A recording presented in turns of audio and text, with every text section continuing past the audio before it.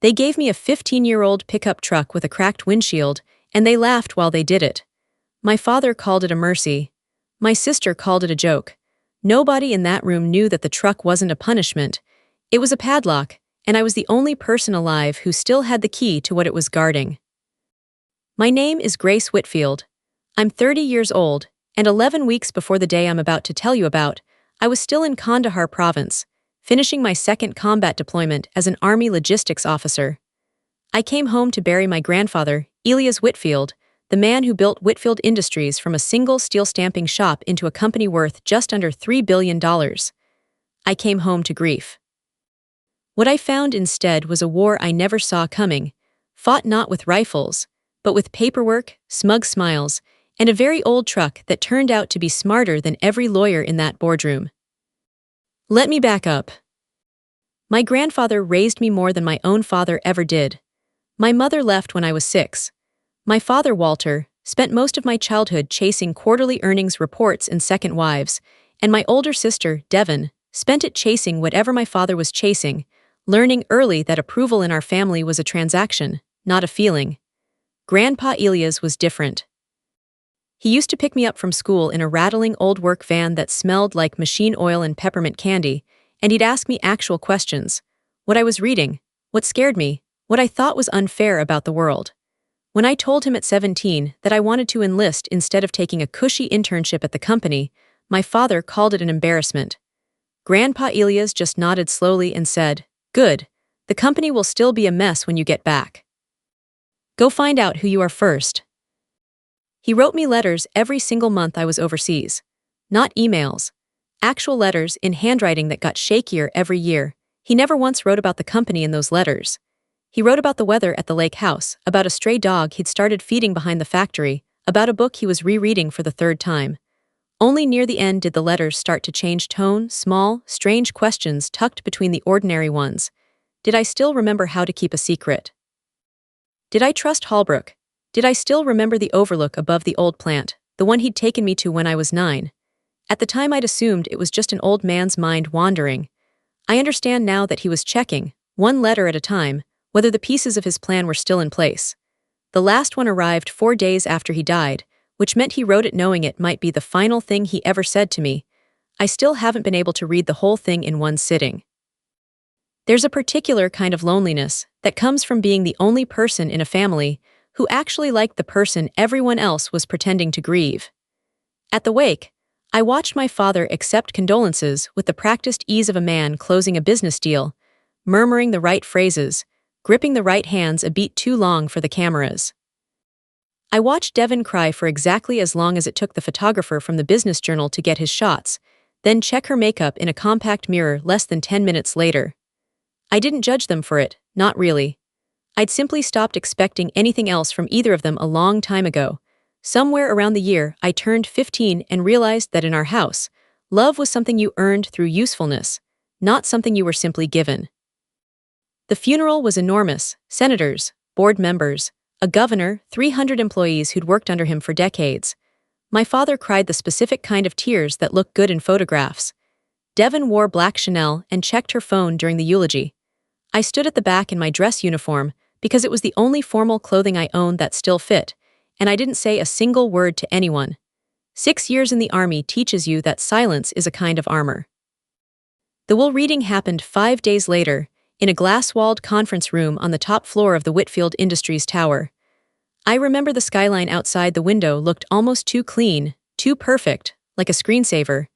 Inside the room, it was anything but.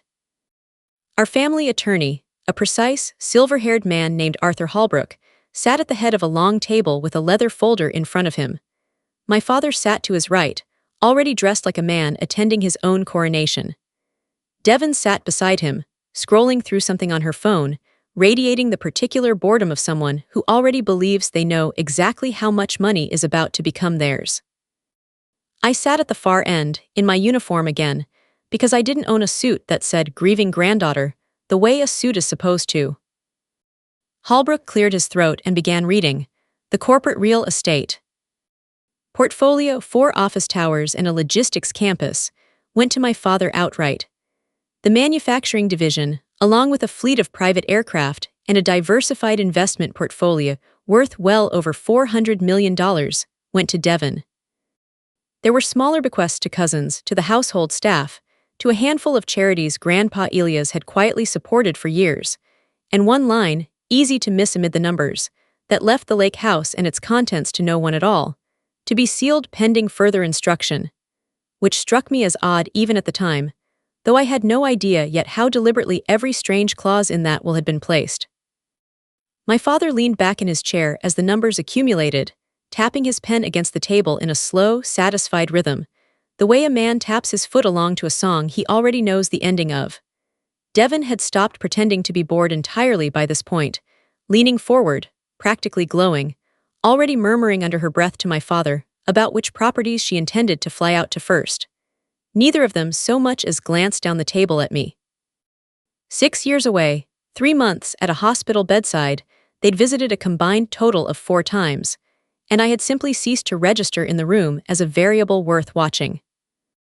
Then Holbrook turned a page, and his voice changed slightly. To my granddaughter, Grace Elaine Whitfield, I leave my 2010 Ford pickup truck, currently parked in Bay 14 of the private garage, along with its full and complete contents. The room went silent for exactly 1 second. Then Devon laughed, a short, sharp, delighted bark of a laugh, the kind of sound a person makes when they've just watched someone else lose. My father didn't laugh. He did something worse. He smiled, slow and satisfied, like this outcome confirmed something he'd believed about me for years. A truck, Devon said, still grinning, tapping her manicured nails against the table. He left the soldier a truck. That's almost poetic. Careful, Devon, my father said, though the corner of his mouth was twitching with amusement. Grace might need it to haul her things out of the family townhouse by Friday. Actually, Devon said, warming to the joke now, clearly enjoying the audience of cousins and lawyers around the table, maybe she can start a little trucking business. Very on brand, discipline, hard work, all that. She raised her champagne flute. Someone had already brought a bottle into the reading, which told you everything about how this family understood grief, and looked at me with an expression that wasn't quite cruelty and wasn't quite pity, but some practiced, comfortable blend of both. No offense, Grace. Grandpa Elias always did have a soft spot for you. I guess sentimentality just isn't worth much these days. I didn't answer either of them. For a moment, nobody moved. Holbrook glanced at me over the top of his reading glasses, and for just an instant, I thought I saw something flicker across his face that didn't match the rest of the room's amusement. Something closer to caution, or maybe anticipation. Gone so quickly, I nearly convinced myself I'd imagined it. He cleared his throat again, and continued reading a final, brief line I almost missed under the sound of Devon's laughter. And I trust my granddaughter to understand, in time, exactly why. I stood, walked the length of that long table, and accepted the small manila envelope Holbrook slid toward me. Inside was a single worn key on a plain steel ring, no fob, no company crest, nothing. I put it in my pocket, thanked Holbrook, and left the room without looking back at my father or my sister once. 6 years of training had taught me that the moment you let someone see they've landed a hit, you've already lost the fight. I wasn't going to lose that fight in front of them. The private garage was 3 levels underground, cold and fluorescent lit, rows of vehicles worth more than most people's houses gleaming under the lights. A matte black Bentley that belonged to my father, a cherry red convertible that had to be Devon's newest toy. And there, tucked into Bay 14, in the far corner where the light barely reached, sat my inheritance. It didn't look like much. Faded blue paint, a spiderweb crack in the corner of the windshield, one hubcap slightly dented. To anyone else in my family, this truck was a punchline. To me, standing there in the quiet, it felt like the last physical trace of a man I loved more than almost anyone else on earth, and that alone made my throat tight.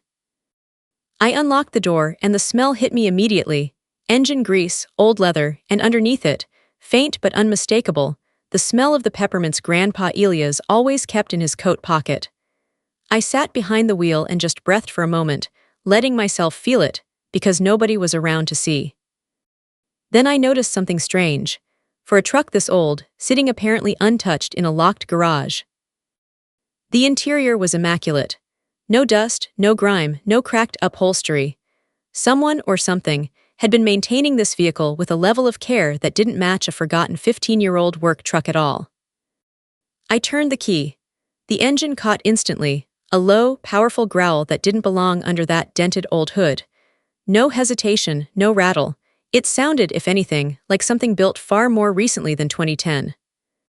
For a moment, I just sat there, both hands resting on the wheel exactly the way he'd taught me the summer I turned 16, out in the empty employee lot behind the old plant, patiently walking me through clutch control on a manual transmission, while my father was 3 states away closing a deal he considered more important than teaching his own daughter to drive. I remember him laughing when I stalled it for the 9th time, not unkindly, just delighted, telling me that anyone who could learn to march 20 miles with a pack on her back could certainly learn to drive a stick shift. It just took the same stubbornness pointed in a different direction. I hadn't thought about that afternoon in years. Sitting in this truck now, grieving him fresh all over again, it felt like the memory had been waiting patiently for me to have a reason to need it. That's when the dashboard display lit up. It wasn't the truck's original stereo screen. This was newer technology, seamlessly retrofitted into the console, and it hadn't loaded a menu or asked for a destination. It had already picked one. A single word blinked in the center of the screen, in sharp red text. Home. I frowned at it. Our actual family home was 40 minutes north, a sprawling estate with iron gates and a fountain shaped like a swan. This route wasn't pointed there. The little map on the screen showed a pin dropped somewhere in the mountains, nearly 90 minutes away, in a stretch of forest my grandfather hadn't set foot in, as far as I knew, in over 30 years. A soft chime sounded, and then, through the truck's speakers, a voice I hadn't heard in 11 days and thought I might never hear again filled the cab. Gracie, if you're listening to this, it means they gave you the truck, and it means you didn't argue about it. Good girl. That's exactly what I was counting on. Don't go home tonight. Follow the road. Don't tell your father, don't tell your sister. There's something in the back that belongs to you, and only you, and I need you to see it with your own eyes before anyone else does. My hands were shaking slightly on the wheel. 6 years of controlled breathing under fire, and my grandfather's recorded voice from beyond the grave had undone all of it in 10 seconds. I put the truck in gear and drove. The city fell away behind me in the mirrors, replaced by highway, then 2-lane road, then a narrow gravel track that climbed steadily into pine forest as the light faded into a heavy blue dusk. The GPS never wavered, never offered an alternate route, just held its single unbroken line toward that flashing red pin. Somewhere around the 40-minute mark, my phone buzzed against the passenger seat. A text from Devon, sent to the family group chat. Grace, hope the truck at least starts lol. Champagne's flowing at Dad's if you change your mind about being a stranger tonight. I looked at it for exactly 3 seconds, then set the phone face down and kept driving. 6 years ago, a message like that would have found its way under my skin and stayed there for days. Sitting in my grandfather's truck, climbing a mountain road toward a destination he'd programmed himself before he died, it barely registered at all. There was something almost funny about it, in a bleak sort of way. The two of them toasting an inheritance that had already legally stopped belonging to them, while I drove further and further from the party into whatever truth he'd been protecting. The road narrowed further, gravel giving way to something closer to a fire trail, pine branches occasionally scraping against the truck's mirrors in the dark. I passed one weathered sign, half swallowed by underbrush, that simply read private, no trespassing, and beneath it, in smaller, newer lettering that looked recently repainted, a second line. WHITFILD family land. Someone had been maintaining this property quietly for years, keeping it accessible, keeping it secret, exactly as instructed. An hour and 20 minutes in, the trees thinned out into a wide gravel overlook, and the screen finally blinked. Destination REACHED. I cut the engine. Below the overlook, spread out in the darkening valley, I could see the distant lights of the very first factory my grandfather ever built, back when Whitfield Industries was nothing but a single stamping press, and a stubborn 26-year-old with a dream and no money. He used to bring me here as a kid actually, just once when I was maybe 9, and point down at those lights and tell me, everything you see started right there, Gracie, and nobody handed me a single piece of it. I hadn't thought about that memory in 20 years. Standing here now, it felt less like coincidence and more like a message. Gravel crunched behind me. I spun, instinct taking over before thought could catch up, my body already dropping into a defensive stance I hadn't consciously chosen. A tall figure stepped out from behind an old, weathered ranger's hut at the edge of the overlook, silhouetted against the last purple light in the sky. "Easy, Grace," the figure said, hands raised slightly, palms open. "It's just me." The voice was familiar. As he stepped into the beam of the truck's headlights, I recognized the face, Arthur Holbrook, the same silver-haired attorney who'd read the will that morning, except now he wasn't wearing his boardroom suit. He was in a heavy canvas coat, and he looked, for the first time since I'd known him, genuinely relieved. "Mr. Holbrook, what are you doing all the way out here?" He glanced back toward the ranger's hut, then out at the valley below, and for a moment he looked less like the composed attorney who'd read that will that morning and more like a man who'd been carrying a secret so long it had started to physically weigh on him. "I've been coming up here once a month for the better part of a year, Grace, checking on this place, making sure nothing had been disturbed. Your grandfather swore me to a level of confidentiality that frankly kept me up at night more than once. I wasn't permitted to tell a single soul, not the board, not your father, not even my own partners at the firm. I was only ever permitted to tell you, and only if you drove up here yourself, of your own free will, without anyone steering you." "Why all the secrecy? He could have just told me." "Because he needed to know what your father and sister would do the instant they thought the company was theirs," Holbrook said quietly. "Not what they'd say at his funeral, not what they'd promise at a dinner table. What they'd actually do in private, once they believed there was no one left watching. He suspected the answer for over a year. He simply needed proof, and he needed a witness he could trust completely to be standing here when the truth came out. That witness was always going to be you." "Waiting for you," he said simply. "Your grandfather was very specific about timing. He said you'd come the same night, before you had time to think it through and talk yourself out of it. He knew you well." "What is this place? What did he want me to see?" Holbrook's expression turned serious in a way I hadn't seen from him even during the funeral. "Elias didn't just leave you a truck, Grace. That reading this morning, the one your father and sister are celebrating right now over champagne, that was theater. A performance, dressed up as a legal proceeding, and every word of it was exactly what your grandfather wanted them to believe." "Theater," I repeated slowly. "For what purpose?" "To see what they'd do the moment they thought they'd already won." He reached into his coat and pulled out a small, heavy electronic fob stamped with an engraved W, unlike anything I'd seen used at the company. "He didn't leave you scraps, Grace. He left you the proof, the truth, and the only working key to unlock it." He pressed the fob into my palm. It was cold and dense, far heavier than its size suggested. I turned back to the truck and popped the tailgate, my pulse hammering now in a way training had never fully taught me to control.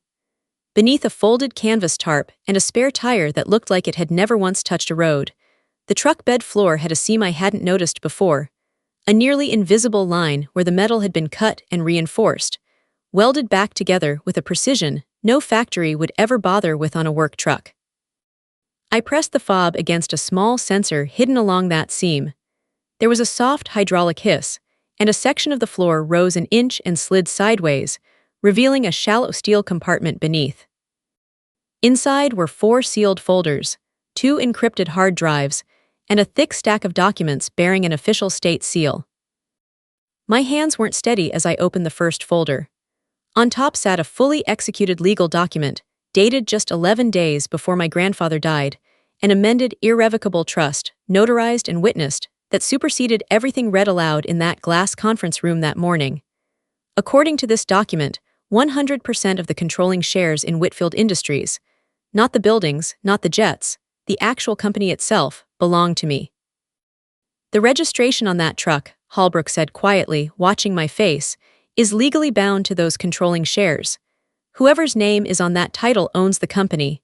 Your father and sister were given valuable things this morning, Grace, real things. But none of it comes with a vote, and none of it comes with control." I kept digging. Beneath the trust documents was a second folder. Thinner, colder somehow, filled with financial forensics reports, wire transfer logs, forged signatures, a paper trail stretching back nearly 5 years showing systematic embezzlement from 3 different subsidiary accounts. My father's signature appeared on documents authorizing transfers to shell companies in 2 different countries. Devon's name appeared on falsified expense reports tied to the manufacturing division. She just inherited that morning, inflated by nearly $11 million over 18 months. He knew, I said quietly. He knew what they were doing. He'd known for over a year, Holbrook said. He hired independent forensic auditors months ago, told no one but me. He didn't want a public scandal while he was still alive to watch it unfold. He wanted you to be the one holding the evidence when it happened, because he trusted you'd know what to do with it, and because he suspected, correctly, it seems, that they'd hand you the smallest, cruelest inheritance imaginable the moment they thought he was gone. There was a third folder, thinner than the others, and when I opened it I found something I hadn't expected at all: photographs. Dozens of them, printed and clipped together with a rubber band, spanning what looked like decades. A much younger Elias Whitfield standing in front of that same little stamping plant the year it opened. My grandmother, who died before I was born, laughing on the porch of what I now understood must be this same lake house. A photo of me, maybe 7 years old, sitting on his shoulders at some company picnic I barely remembered, both of us grinning at whoever was holding the camera. Tucked behind the last photograph was a short handwritten note, the same shaky handwriting from all those letters overseas. Gracie, whatever happens tonight and in the weeks after, I need you to understand this wasn't really about the money or the company at all. It was about making sure that when the dust settled, the person left standing at the center of everything I built was someone who would remember why I built it in the first place. I love you. Go finish what you started. I sat down hard on the truck's open tailgate, the folders heavy in my lap, and for a long moment I didn't say anything at all. Somewhere below us, the lights of that first little factory still flickered in the dark, exactly the way they had when I was 9 years old, and my grandfather told me nobody had ever handed him anything. Holbrook stood quietly a few feet away, letting me have the moment, the way a good soldier learns to simply hold a position without needing to fill silence with noise. They think they won tonight, I finally said. They did win tonight, Holbrook said. For about 6 more hours. There's a private celebration happening at your father's estate as we speak. Champagne, half the board, most of the city's business press. Your grandfather left specific instructions about tonight too, if you're willing to hear them. I looked up at him. I'm listening. The drive back down the mountain felt entirely different than the drive up. The GPS screen had gone dark, its single job complete, and in its place I found myself running through numbers, dates, names, the sheer scale of what I was carrying in a locked steel compartment in the bed of a 15-year-old truck. Holbrook followed behind me in his own car the whole way. Along with 2 investigators from the state's Financial Crimes Division, he'd apparently had on standby for exactly this moment, waiting only for my grandfather's signal. My father's estate came into view just after 10 that night, gates thrown open, the circular driveway packed bumper to bumper with luxury cars I recognized from a dozen company galas over the years. Inside, through the tall windows, I could see the golden light of chandeliers and the blur of moving bodies. A party already well underway, celebrating an inheritance that, as of 11 days ago, had already ceased to exist in the way they believed.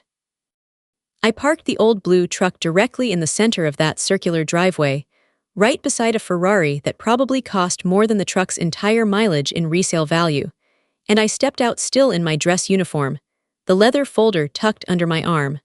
Holbrook and the 2 investigators fell in beside me as we walked up the front steps.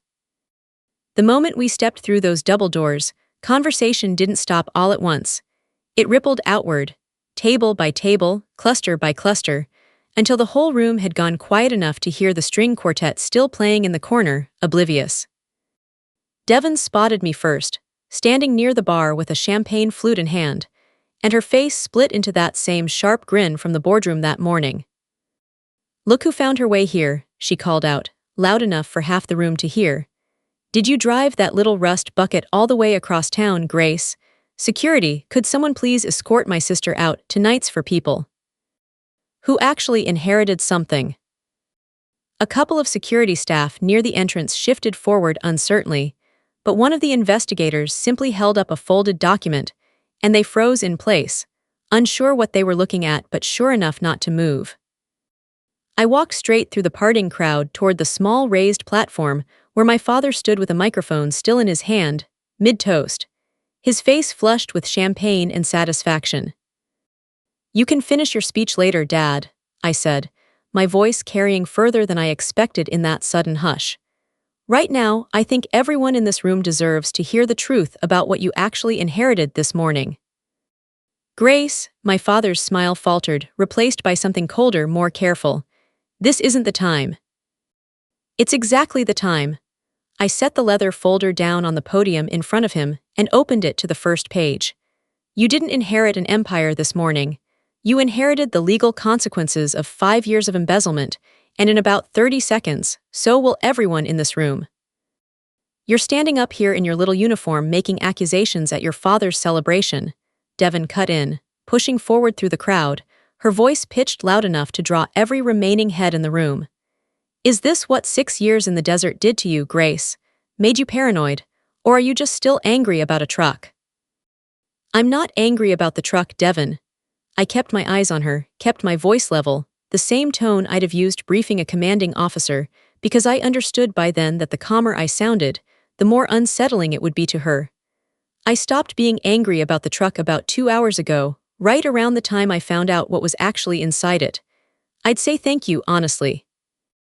You two did me a favor, mocking me in that boardroom instead of asking a single question about what Grandpa Elias might have actually intended. Curiosity might have saved you tonight. Arrogance didn't." Holbrook stepped up beside me, opening his own briefcase, and pulled out the notarized trust document, holding it high enough for the nearest cluster of reporters to photograph. "Ladies and gentlemen," he announced, his voice carrying an authority I'd never heard from him in a courtroom setting. "The document read this morning was a superseded draft, legally void as of 11 days ago. Under Elias Whitfield's final, irrevocable trust, 100% of the controlling voting shares of Whitfield Industries transfer to his granddaughter, Grace Elaine Whitfield." The room erupted into a wave of murmurs, phones lifting to capture the moment. Devon's champagne flute slipped from her fingers and shattered against the marble floor, the sound sharp and sudden in the noise. "That's not possible," she said, her voice climbing, cracking slightly at the edges. "We were given the properties, the aircraft division." "You were given liabilities," I said, cutting her off, keeping my voice level the way I'd been trained to under far worse pressure than this. "Before he died, Grandpa Elias quietly consolidated every unpaid debt, every falsified account, and every forged transfer tied to your names directly against those exact assets. The manufacturing division you're celebrating tonight is currently carrying roughly $40 million in liabilities you personally created." My father found his voice again, though it came out thinner than the one he'd used to open his toast 20 minutes earlier. "Grace, whatever paperwork you're waving around, you have no idea what you're talking about. This is a family matter. It doesn't need an audience." "It stopped being a family matter the moment you started forging signatures on state financial filings, Dad." I opened the second folder and turned it toward him, toward the room, toward the small forest of raised phones now recording every second of it. "I'm not doing this for an audience. I'm doing it in front of one because Grandpa Elias asked me to, in his own handwriting, and because he'd already learned the hard way that anything handled quietly in this family eventually gets buried." "Not this time." One of the investigators stepped forward, holding 2 folded documents. "Walter Whitfield, Devon Whitfield," he said, his voice flat and procedural in a way that made the whole scene feel suddenly, coldly real. "We'll need both of you to come with us. There are questions regarding wire fraud and falsified corporate filings that require your immediate attention." My father sat down hard in the nearest chair, the microphone slipping from his hand and screeching faintly against the podium speaker. Devon kept talking, her voice rising into something close to panic, but nobody in that room was listening to her excuses anymore. The same guests who'd been toasting their success 20 minutes earlier were now filming the unraveling on their phones, and I understood, watching it happen, that this wasn't triumph. It didn't feel like winning. It felt like watching a wound finally get treated after being ignored for years. In the months that followed, the company underwent changes deeper than anyone in that ballroom could have predicted that night. My father and Devon were both convicted on multiple counts of financial fraud, their personal assets seized to repay the money they'd siphoned over the years. I didn't ask for either of them to go to prison. I only asked that the truth be told and the damage repaired, and the law took it from there. I won't pretend it was simple after that. There were mornings I sat in my grandfather's old office, surrounded by boxes of files that used to belong to my father's assistant, and felt the full weight of exactly how alone I was in that building. 6 years of military training prepares you for a great many things. It does very little to prepare you for boardrooms full of executives who spent decades watching you get overlooked, and now weren't entirely sure how seriously to take you. I earned that seriousness slowly, the same way I'd earned every promotion overseas, one decision at a time, one late night at a time, refusing to raise my voice even when I had every reason to. My father wrote me one letter from the facility where he's currently serving his sentence. I read it twice. It wasn't an apology, not really, more an attempt to explain himself, to frame everything as ambition rather than theft. I wrote back exactly once, telling him I hoped he used the time to actually think about what he'd taught Devin and me about what mattered growing up. I haven't heard from him since, and I've made a kind of uneasy peace with that. Devin and I talk occasionally now, carefully, the way people do after something has broken and only partially healed. She served 18 months and came out of it quieter than I'd ever known her to be. Last spring she asked if she could volunteer at the Veterans Fund, doing something small, unglamorous, entirely unlike the life she used to live. I said yes. I don't know yet what to make of who she's becoming. I know my grandfather would have wanted me to give her the chance to find out. I restructured Whitfield Industries from the ground up over the following year, and one of the very first things I did, before new office towers, before rebranding, before any of it, was establish the Elias Whitfield Veterans Fund, providing transitional housing, job placement, and mental health resources for service members coming home the way I had, uncertain of where they fit into a world that had moved on without them. It felt less like charity, and more like paying forward the one gift my grandfather had actually given me my entire life, the belief that I mattered, exactly as I was, before I'd proven anything to anyone. The fund's first office was small, just 2 rooms above one of the old logistics buildings, staffed by a handful of veterans I'd served alongside overseas, people who understood exactly what it meant to come home to a country, or a family, that didn't quite know what to do with you. We processed our first 60 applications for transitional housing within the opening month. By the end of that first year, the number had climbed into the thousands. I visited that little office more often than I visited my own, because it was the one place in the entire company where I never once had to explain myself. The old blue truck still sits today in the courtyard outside company headquarters, cleaned but never restored, dents and all, parked on a small raised platform with a simple plaque beside it. It doesn't mention the trust, the fraud, or the arrests. It just reads, "Some of the greatest gifts arrive looking like nothing at all." Every morning I walk past it on my way into the building, and I think about that glass conference room, my father's smile, my sister's laughter, and the quiet key I put in my pocket without saying a single word. I think about how easy it would have been to walk out of that room angry, to spend months fighting over marble floors and private jets, instead of following one flickering word on an old dashboard screen. Sometimes the biggest inheritance isn't the one that arrives wrapped in luxury. Sometimes it's the one that teaches you, one more time, exactly who you can trust. So now I want to hear from you. If your family handed you the smallest, cruelest piece of an inheritance and laughed while they did it, would you have gotten in that truck and followed the road? Or would you have walked away and never looked back? Tell me in the comments and let me know what city you're watching from tonight. I love seeing how far these stories travel. If this one kept you on the edge of your seat, hit that like button, subscribe for more, and I'll see you in the next story.